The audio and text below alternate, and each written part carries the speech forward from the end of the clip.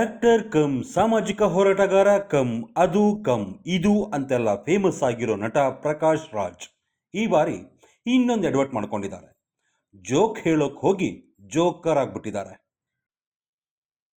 Dear friends, Sathiyo, I want to share a joke with you. I am one of the 65 lakh voters whose vote right has been deleted from Bangalore constituency after SIR. Nice joke, no? I was born in this constituency. I lived in this constituency. I had my schooling, college, theatre.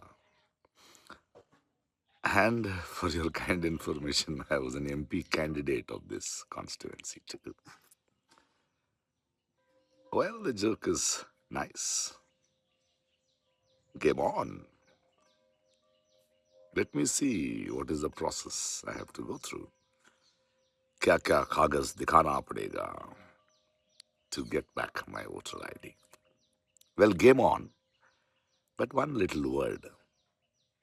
My friend, you can use your powers to deny few of the citizens the right to vote who may not elect you. But can you stop us, my dear friend, from our power of bringing you down? Just asking. Bye.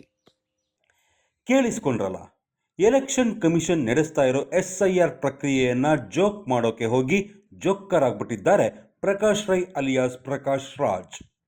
ಇಷ್ಟಕ್ಕೂ ಪ್ರಕಾಶ್ ರಾಜ್ ಹೆಸರನ್ನ ಬೇಕು ಅಂತಾನೆ election ಕಮಿಷನಿನವರು delete ಮಾಡಿದ್ರ.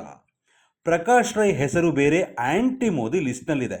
ಇರಬೇಕು ಕಣ್ರಿ, ಮೋದಿ ಮಾಡಿಸಿರ್ತಾನೆ ಅಂದ್ಕೊಳ್ಳೋ ಬುದ್ಧಿಜೀವಿಗಳಿಗೇನು ಕೊರತೆ ಇಲ್ಲ. ಆದರೆ ರಿಯಾಲಿಟಿ ಏನು? ನಂಬರ್ 1, ಪ್ರಕಾಶ್ ರೈ ಅವರ ವೋಟರ್ ID ಬೆಂಗಳೂರಿನ ಶಾಂತಿನಗರ ವಿಧಾನಸಭಾ ಕ್ಷೇತ್ರದ ವ್ಯಾಪ್ತಿಯಲ್ಲಿತ್ತು. ಆದರೆ ಈಗ ಅವರು ಶಾಂತಿನಗರದಲ್ಲಿ ಇಲ್ಲ. SIRನವರು ನೋಟಿಸ್ ಕೊಡೋಕ್ಕೆ ಪ್ರಕಾಶ್ ರೈ ಮನೆಗೆ ಹೋದಾಗ ನೋಟಿಸ್ ಅಂಟಿಸಿ ಬಂದಿದ್ದಾರೆ. ಪ್ರಕಾಶ್ ರೈ ಅವರಿಗೆ BLO ಫೋನ್ ಕೂಡ ಮಾಡಿದ್ದಾರೆ. ಆಗ ಖುದ್ದು ಪ್ರಕಾಶ್ ರೈ ಅವರೇ ನಾನು 4 ವರ್ಷದಿಂದ ಅಲ್ಲಿ ಇಲ್ಲ ಅಂತ ಹೇಳಿದ್ದಾರೆ. ಆದರೆ ವಿಡಿಯೋದಲ್ಲಿ ಈ ಮಾತನ್ನ ಪ್ರಕಾಶ್ ರೈ ಹೇಳೋದೇ ಇಲ್ಲ, ಜೋಕ್ ಮಾಡ್ತಾರೆ. ನಮಸ್ಕಾರ, ನಾನು ಚೆನ್ನಪ್ಪ ಬಾಳೆಗಟ್ಟಿ ಅಂತ, ಬೂತ್ ನಂಬರ್ 1 ಗಾರ್ಡನ್ ಅಪಾರ್ಟ್ಮೆಂಟ್ ಅಲ್ಲಿ ಮೊದಲನೇ ಸಲ 2-3 ಸಲ ಚೆಕ್ ಮಾಡಿದಾಗ ಪ್ರಕಾಶ್ ರಾಜ್ ಸರ್ ಅವರು ಇಲ್ಲಿಂದ ಶಿಫ್ಟ್ ಆಗಿದ್ದಾರೆ ಅಂತ ಕೇಳಿ ಬಂದಿದ್ದ ಕಾರಣ ನಾನು ಇದನ್ನ ಮಾಡಿದ್ದೆ, ASPದಲ್ಲಿ ಮಂಜರ್ ಹಾಕಿ ಶಿಫ್ಟ್ ಮಾಡಿದ್ದೆ. ಇವಾಗ ಜಾಲತಾಣದಲ್ಲಿ ಅವರು ವಿಡಿಯೋ ಪೋಸ್ಟ್ ಮಾಡಿದ್ರಿಂದ ನಾನು ಮರುಪರಿಶೀಲನೆಗಾಗಿ ನಮ್ಮ ಸೂಪರ್ವೈಸರು ERO ಜೊತೆ ಬಂದು ಇವಾಗ ಮತ್ತೊಮ್ಮೆ ಕನ್ಫರ್ಮೇಶನ್ ಬಂದಿದ್ದೀವಿ. ಇವಾಗಲೂ ಕೂಡ ಅವರು ಓನರ್ ಜೊತೆ ಮಾತಾಡಿ ಎಲ್ಲ ಕನ್ಫರ್ಮೇಶನ್ 4 ವರ್ಷದಿಂದ ಅವರು ಇಲ್ಲಿಂದ ಹೋಗಿದ್ದಾರೆ ಅಂತ ತಿಳಿದು ಬಂದಿದೆ. ಮತ್ತು ನಮ್ಮ ಹತ್ರ ಇವರು ಮೇಡಮ್ ಇದ್ದಾರೆ, ಅವ್ರ ಜೊತೆ ಅವರು ಕೂಡ ಇದೆ ಅಂತ ಹೇಳಿದ್ರು.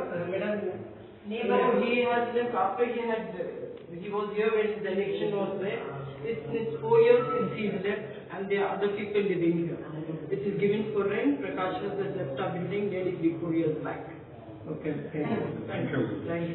ನಂಬರ್ 2 ಆರೋಪ ಏನಂದ್ರೆ, ಪ್ರಕಾಶ್ ರೈ ಅವರು ಎಲ್ಲಿಗೆ ಶಿಫ್ಟ್ ಆಗಿದ್ದಾರೋ ಅಲ್ಲಿ ವೋಟರ್ ID ಅಪ್ಡೇಟ್ ಮಾಡಿಸಿಕೊಳ್ಳೋದು ಅಥವಾ ಹಳೆ ವೋಟರ್ IDಯನ್ನೇ ಉಳಿಸಿಕೊಳ್ಳೋದು. 2 ಆಪ್ಷನ್ ಇರುತ್ತೆ ಅಲ್ವಾ?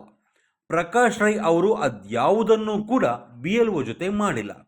ಜೊತೆಗೆ ಈತ ತರಲೆ ಮನುಷ್ಯ, ಕಿತಾಪತಿ ಮಾಡ್ತಾನೇ ಇರ್ತಾನೆ ಅಂತ ಎಲೆಕ್ಷನ್ ಕಮಿಷನ್ನವ್ರಿಗೂ ಗೊತ್ತು. ಹಾಗಾಗಿ ಪ್ರಕಾಶ್ ರಾಜ್ ಹಳೆ ಅಡ್ರೆಸ್ ಇದ್ದ ಕಡೆಯ ಪ್ರಾಪರ್ಟಿ ಮ್ಯಾನೇಜರ್ ಕಡೆಯಿಂದ ರಿಟರ್ನ್ ಕ್ಲಾರಿಫಿಕೇಶನ್ ಕೂಡ ತಗೊಂಡಿದ್ದಾರೆ. ಜೊತೆಗೆ ಇನ್ನೂ ಒಂದು ವಿಷಯ ಇದೆ, ಪ್ರಕಾಶ್ ರೈ ಅವರಿಗೆ ಇರೋದು ಅಥವಾ ಇದ್ದಿದ್ದದ್ದು 1 ವೋಟರ್ ID ಅಲ್ಲ, 4 ವೋಟರ್ ID ಇದ್ವು. ಅದರಲ್ಲಿ ಪ್ರಕಾಶ್ ರೈ ಅವರು ಈಗ ಹೇಳ್ತಿರೋದು ಬೆಂಗಳೂರಿನ ಶಾಂತಿನಗರದ ವೋಟರ್ ID ಡಿಲೀಟ್ ಆಗಿರೋ ವಿಚಾರ. ಅದಲ್ಲದೆ ಹೈದರಾಬಾದ್ನ ಶೇರಿಲಿಂಗಪಲ್ಲಿ ವಿಧಾನಸಭಾ ಕ್ಷೇತ್ರದಲ್ಲಿ 1 ವೋಟರ್ ID ಇದೆ. ಚೆನ್ನೈನ ವೇಲಾಚೇರಿ ವಿಧಾನಸಭಾ ಕ್ಷೇತ್ರದಲ್ಲಿ ಒಂದಲ್ಲ 2 ವೋಟರ್ ಐಡಿ ಇದ್ದಾವೆ. ಕಾನೂನಿನ ಪ್ರಕಾರ ದೇಶದಲ್ಲಿ ರಾಷ್ಟ್ರಪತಿ, ಪ್ರಧಾನಮಂತ್ರಿ, ಮುಖ್ಯಮಂತ್ರಿ ಯಾರೇ ಇರಲಿ ಎಲ್ರಿಗೂ ಕೊಡೋದು ಒಂದೇ ವೋಟರ್ ಐಡಿ. ಅಷ್ಟು ಕಾಮನ್ ಸೆನ್ಸ್ ಇಲ್ಲದೆ ಪ್ರಕಾಶ್ ರಾಜ್ ಮಾತನಾಡಿ ಜೋಕರ್ ಆಗಿದ್ದಾರೆ.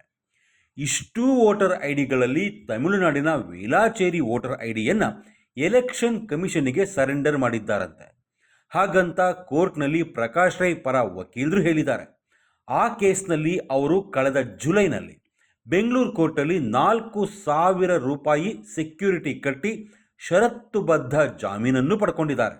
ಈಗಲೂ ಸದ್ಯಕ್ಕೆ ಆಕ್ಟಿವ್ ಇರೋದು ಎಷ್ಟು ವೋಟರ್ ಐಡಿ ಅನ್ನೋದು ಗೊತ್ತಿಲ್ಲ.